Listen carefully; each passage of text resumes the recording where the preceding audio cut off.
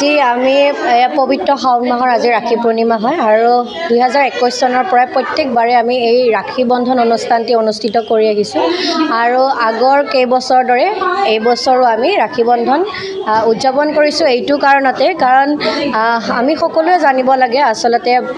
ভাইটি আৰু ভণ্টিৰ সম্পৰ্কটো কিমান মধুৰ আৰু এই সম্পৰ্কটোই কিমান আচলতে ইজনে আনজনৰ প্ৰতি আন্তৰিকতা আনিব পাৰে সেইখিনি ছাত্ৰ ছাত্ৰীৰ মাজত এটি যাতে মেছেজ জৰিয়তেও যায় আৰু সেইখিনি শিকিবলগীয়াও কথা সেইবাবে মই প্ৰত্যেক বছৰে